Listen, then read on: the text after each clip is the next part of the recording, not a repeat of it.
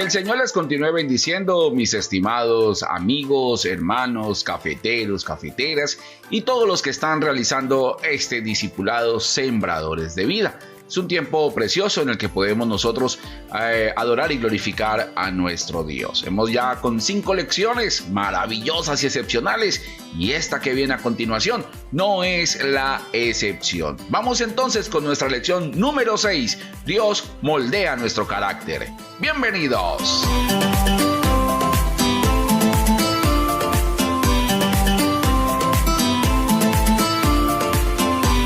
Entonces, una vez hemos terminado esta primera parte, las primeras 5 lecciones, ingresamos a esta que se llama Dios moldea mi carácter. Uno de los problemas que tenemos nosotros es precisamente nuestro carácter. A muchos de nosotros nos hace equivocar, nos hace ir por caminos complicados, difíciles, pero Dios quiere moldearlo. Muchas veces le pedimos a Dios que cambie, que somos tal vez mal geniados, que Dios nos cambie eso, que Dios quite el mal genio de nosotros, que Dios quite la forma como reaccionamos. Dios no va a hacer eso. Cada vez que le pidas a Dios que te cambie en alguna cosa de tu personalidad o de tu carácter, le estás diciendo a Dios que te hizo mal, que se equivocó contigo. Precisamente lo que debemos hacer es decirle a Dios que moldee nuestro carácter, que eso ya es diferente. Decirle a Dios que nos ayude. Y Dios tiene unas herramientas, unas formas de moldear nuestro carácter. Entonces vamos a nuestro material, como ya es habitual, y vamos a iniciar esta lección. Lección número 6, Dios moldea nuestro carácter. El Señor permite formar su carácter en mí a través de, y hay varias cosas. Número 1, la prueba, la disciplina, resistiendo la tentación del enemigo. Me protege de los ataques feroces de Satanás, creciendo en comunión con Dios, teniendo una linda relación con mi familia en la fe y manteniendo una buena relación con los demás. Sin duda alguna, son las formas como Dios maneja o como Dios moldea el carácter de nosotros. Decía hace un momento, pedirle a Dios que me cambie es decirle a Dios que me hizo mal. Lo que hay que decirle a Dios es que moldee mi carácter. Los hombres de la Biblia, los que encontramos en la palabra del Señor, Dios en ningún momento les cambió el carácter, les quitó lo que eran. Por el contrario, les ayudó y los moldeó para que fuesen personas diferentes, distintas y con grandes privilegios. Vamos a entrar entonces en cada una de estas áreas. Número 1, Dios me moldea. La prueba. Es un examen que Dios permite en mi vida para crecer a la imagen de Cristo. En la Biblia encontramos muchos pasajes que nos hablan de la prueba. Algunos de ellos son el Salmo 11, versículos 5 al 7, el 17, el 3 y Santiago 1:4. Vamos a mirar qué dice la palabra del Señor. Jehová prueba al justo, pero al malo y al que ama la violencia, su alma los aborrece. Sobre los malos hará llover calamidades, fuego, azufre y viento abrasador será la porción del cáliz de ellos, porque Jehová es justo y ama la justicia. El hombre recto mirará su rostro. Salmos capítulo 17, versículo 3. Tú has probado mi corazón, me has visitado de noche, me has puesto a prueba y nada inicuo hallaste. He resuelto que mi boca no haga transgresión. Y Santiago 1:4, mas tenga la paciencia su obra completa para que seáis perfectos y cabales sin que os falte alguna cosa. En estos textos que acabamos de leer encontramos precisamente la prueba. Hemos sido probados por Dios o somos probados por Dios para bendición. El Señor requiere de mí para pasar la prueba en victoria que se cumpla su propósito en mi vida, que cumplan las siguientes características. 1, que yo la viva con gozo, que yo la viva con fe, que yo la viva con paciencia y que yo la viva con sabiduría. La prueba es el periodo en el que pasamos donde Dios está perfeccionando nuestro corazón. Dios no necesita saber si tú lo amas o no, como a veces inmaduramente hacíamos cuando éramos adolescentes. Le decíamos a nuestra novia, o en el caso de las mujeres a su novio, mire, terminamos para ver qué pasaba. Dios no anda haciendo eso para ver qué decimos nosotros. Dios no necesita de ese tipo de cosas. Cuando hablamos de la prueba, hablamos de esos periodos donde Dios verifica si hemos aprendido y que si realmente su propósito se cumple en nosotros. Las pruebas debemos pasarlas, como dice este material, con gozo. Es decir, obviamente perdemos la alegría, la sonrisa, pero no podemos perder el gozo, que es algo diferente. Esas pruebas debemos pasarlas con paciencia. La paciencia es lo que nos ayuda a mantenernos y obviamente la fe, que es la fuerza que tenemos para enfrentar este tipo de cosas. Y a través de la prueba encontramos la sabiduría necesaria para nuestro diario vivir. Las pruebas son importantísimas para nosotros porque nos ayudan a moldear ese carácter. Esa crisis, esa situación, esa deuda, esa enfermedad que Dios a veces permite en mi vida son parte para que formen mi carácter y me coloquen al mismo estatura o a la misma forma de nuestro Señor Jesucristo. También Dios utiliza la disciplina. Todos hemos sido corregidos por nuestros padres y a la vez hacemos lo mismo con nuestros hijos.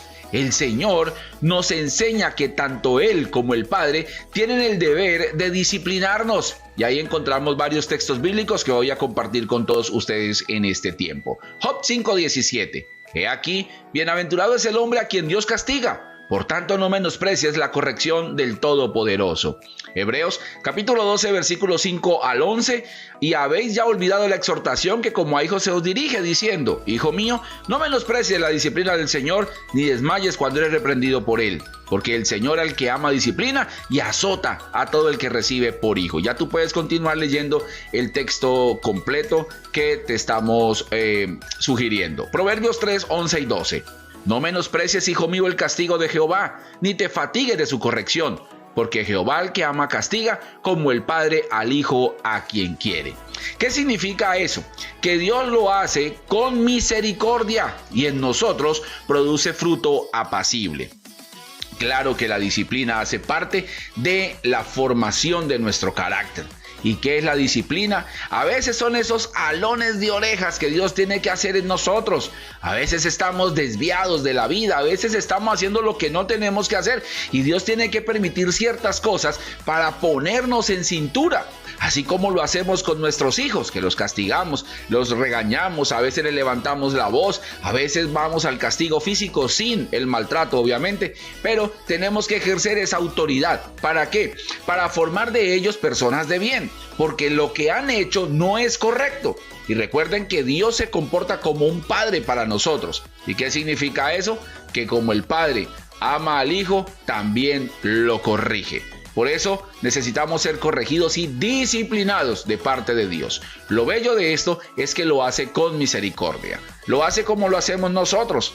Por más de que regañemos o levantemos la voz a nuestros hijos o hagamos un tipo de castigo, no significa que los odiemos o los detestemos. Todo lo contrario, lo hacemos porque los amamos y porque sabemos que en la vida les va a ser muy necesario aprender esa lección. C. La tentación. Viene el enemigo para separar al hombre de Dios. Lo hizo desde el comienzo con Adán y Eva y ha seguido así sucesivamente. Satanás busca todo lo que está a su alrededor para dañar nuestras vidas. Y es impresionante ver cómo el enemigo viene para tentarnos, para afectar nuestra vida, nuestro corazón, poner aquellas cosas que nos pueden hacer perder de la visión y el propósito de Dios para nuestras vidas. Y sigue diciendo, el Hijo de Dios debe saber que separado de su Dios está débil para afrontar la tentación. Un solo descuido en la vida espiritual será suficiente para que Satanás tenga un camino para hacer daño a nuestras vidas hasta llevarnos a la muerte espiritual y física. Recuerda que cuando hablamos de la palabra muerte significa separación. Entonces, no solamente la muerte física, es decir, cuando nos morimos, de hecho se separa el cuerpo del alma del espíritu, sino también la separación espiritual, la separación eterna. En Santiago 1:13 al 18 y 2 Corintios 11:3 ratifica lo que estamos diciendo.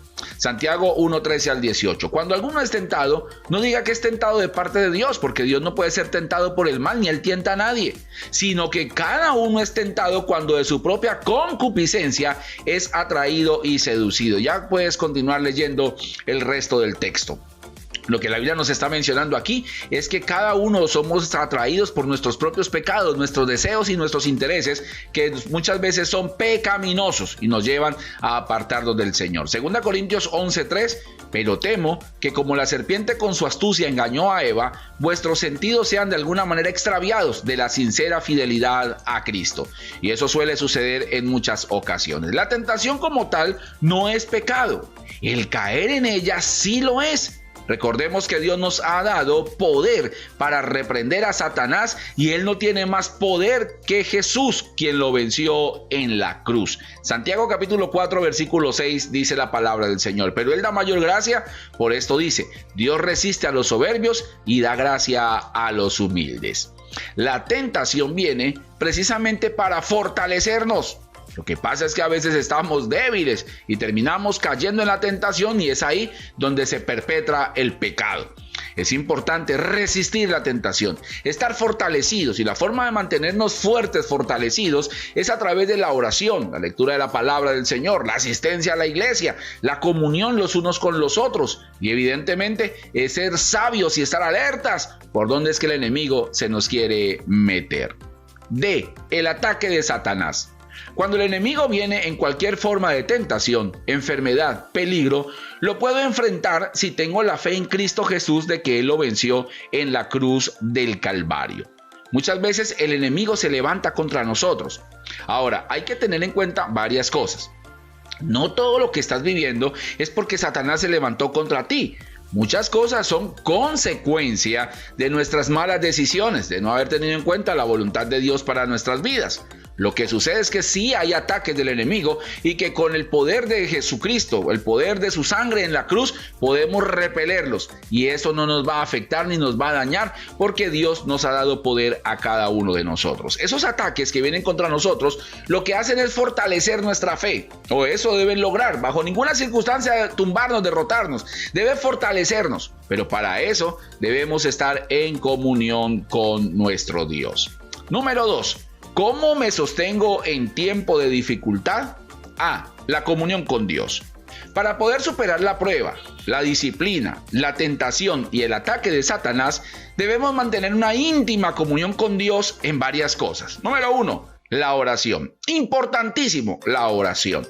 El estudio de la palabra de Dios que se hace en la casa y en la iglesia. El ayuno individual y congregacional y obviamente vivir bajo la guianza del Espíritu Santo. Qué importante es aprender a sostenernos en medio de las pruebas. ¿Y cómo nos sostenemos? A través de la oración. Cuando hablamos con Dios todos los días, empezamos a fortalecer nuestras vidas. Pero la sabiduría proviene del estudio de la palabra de Dios, del todos los días leer las Escrituras. Encontrar en ellas la fuente de nuestra sabiduría y de nuestra fe. Ellas nos fortalecen, nos enseñan a enfrentar cualquier situación y cómo resolver los problemas de la mejor manera dada por Dios. También lo hacemos a través del ayuno. Aun cuando más adelante hay un tema sobre el ayuno, permítame explicarle que el ayuno no es un sacrificio. Dios no recibe sacrificio ni necesita sacrificio de nosotros. El ayuno es un tiempo que separamos para estar con Dios. Puede ser de manera individual y de manera congregacional, es decir, reunidos varias personas. Y el ayuno no es dejar de comer ciertos alimentos, es dejar de comer de todo.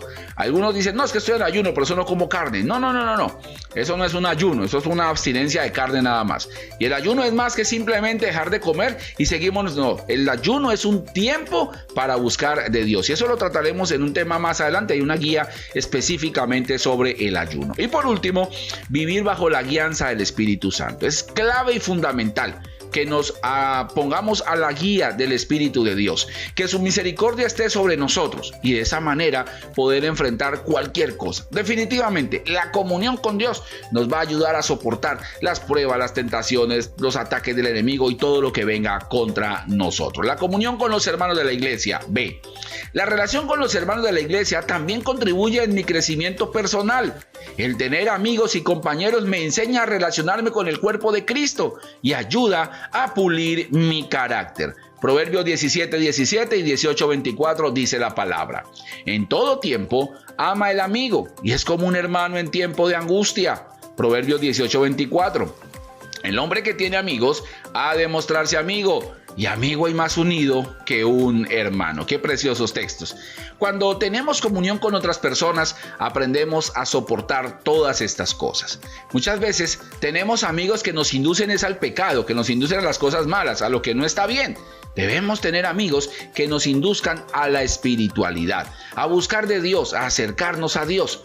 Muchas ocasiones hay personas que nos escriben por las diferentes líneas del Café de la Mañana. Nos dicen, mira, necesitamos que me ayudes. Estoy pasando por una prueba, estoy pasando por esto. Y oramos y nos unimos en oración. Nos unimos en esa ayuda, en un consejo, en una palabra tal vez. Y ha sido de mucha bendición. No solamente para ellos, sino también para nosotros también de este lado. Es importante la relación con los demás. No podemos ser antisociales. La vida cristiana se vive en unidad, en sociedad, con otras personas que también están pasando por miles de situaciones difíciles, complicadas. El hecho de que tú estés pasando por una situación y yo te dé un consejo no significa que no tenga yo problemas, también los tengo. Lo que pasa es que la gracia y la misericordia del Señor nos lleva a superarlos. C.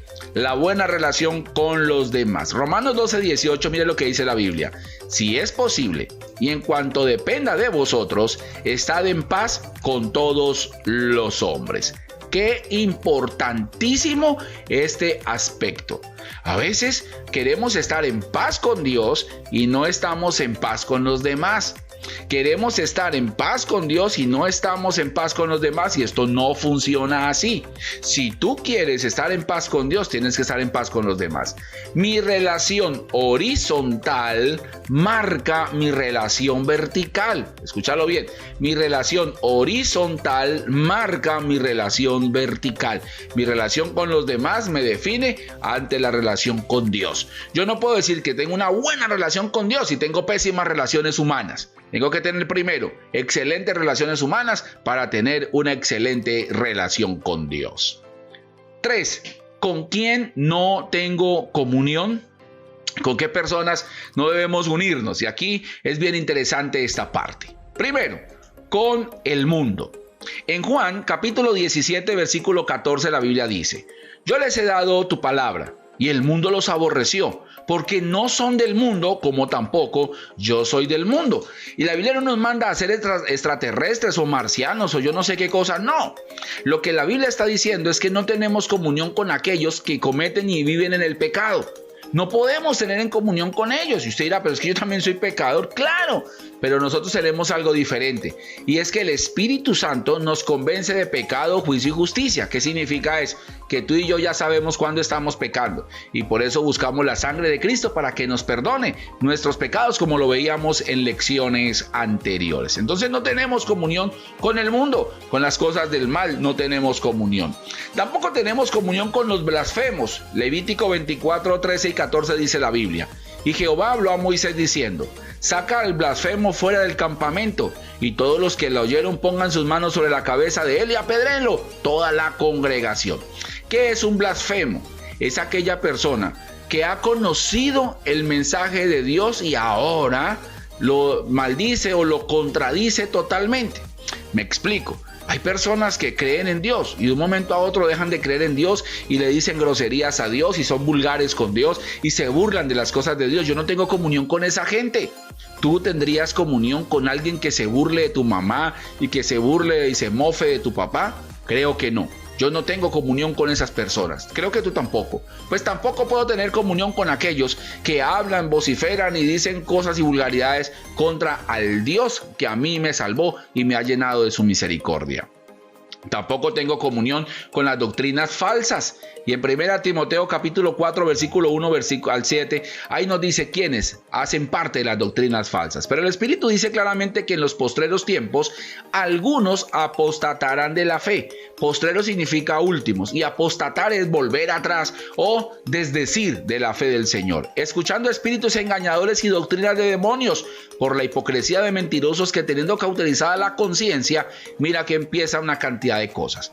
Prohibirán casarse y mandarán a abstenerse de alimentos que Dios creó, para que con acción de gracias participasen de ellos los creyentes y los que han conocido la verdad.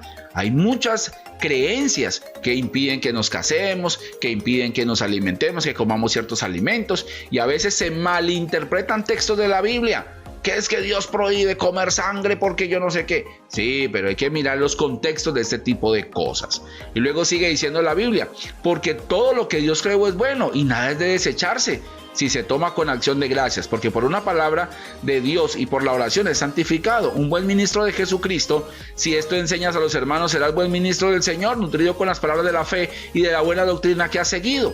desecha las fábulas profanas y de viejas, ejercítate para la piedad. Es un tema bien interesante esto de las doctrinas falsas, y se trata de todas aquellas personas que van en contravía de lo que dice la palabra del Señor. Y hay muchas creencias y hay que tener mucho cuidado. Por eso la palabra de Dios es fundamental para nosotros. ¿Cómo hago yo para saber que una enseñanza está equivocada o está errada? A través de la Biblia, porque en ella es donde está la fuente de sabiduría e inspiración divina para mi vida. Y ahí yo sé si esto que me están diciendo es de Dios o no es de Dios. ¿Cómo hago yo para saber si una noticia es cierta o es falsa? Pues tengo que mirar los medios nacionales de amplia circulación para saber si es cierto o no. Y aún así, a veces hay dificultades. Pues bien, si tienes una situación, algo no está bien, ve a la Biblia y ahí encontrarás la respuesta que tú necesitas. ¿Con quién más no tenemos comunión? Con los incrédulos. La palabra incrédulo significa que no cree. En Tito 1:15 dice la Biblia de la siguiente manera: todas las cosas son puras para los puros, mas para los corrompidos e incrédulos nada les es puro, pues hasta su mente y su conciencia están corrompidas. No tenemos comunión con los incrédulos. Yo creo, la otra persona no cree, vamos a tener problemas, vamos a tener dificultades, entonces no tengo comunión. Ahora, no significa que no hablemos con estas personas, que tenemos que sacarlos de nuestra lista de conocidos, familiares o amigos. No se trata de eso. Cuando hablamos de comunión es esa cercanía, el poder entablar un diálogo sobre determinada situación. No lo tenemos porque esa persona piensa totalmente diferente en ese sentido. Y por último, no tengo comunión con las tinieblas. Según a los Corintios 6:14 dice la palabra del Señor: no os unáis en yugo desigual con los incrédulos, porque ¿qué compañerismo tiene la justicia con la injusticia? ¿Y qué comunión la luz con las tinieblas? No podemos tener comunión con aquellas personas que andan en tinieblas, y más cuando tú y yo andamos en la luz de Cristo. Por eso hay que tener mucho cuidado para que podamos nosotros tener una comunión perfecta con Dios. Dios quiere moldear tu carácter a través de la prueba, la disciplina, la tentación, el ataque de Satanás. Todo eso Dios lo permite. ¿Para qué? Para que seas una persona apta y aprobada para el Señor. Para esta semana repasamos el Pentateuco y los libros históricos. Recuerda, Génesis, Éxodo, Levítico, Números y Deuteronomio, Pentateuco, históricos. Tenemos a Josué, Jueces, Ruth, 1 y 2 de Samuel, 1 y 2 de Reyes, 1 y 2 de Crónicas, Esdras, Nehemías y el libro de Esther. Para esta semana también aprender los libros poéticos: Job, Salmos, Proverbios, Eclesiastés y el Cantar de los Cantares. Y qué importante es memorizar y entender Romanos 12:18. ¿Qué dice? Ve a tu Biblia y allí lo encontrarás. Y oremos 10 minutos diarios. La próxima semana tenemos la lección número 7, el Espíritu Santo. Preciosa lección en la que yo sé que Dios va a ser de muchísima bendición para nosotros. Vamos a hablar de este precioso ser, de su influencia sobre nuestras vidas y de la necesidad que tenemos de que Él esté en nuestros corazones, en nuestra mente y en nuestro diario vivir. Para todos ustedes, mis estimados amigos, hermanos, cafeteros y cafeteras, que la bendición del Señor me los acompañe grande y abundantemente. La próxima semana, lección número 7, el Espíritu Santo. Bendiciones para todos. ¡Chao, chao!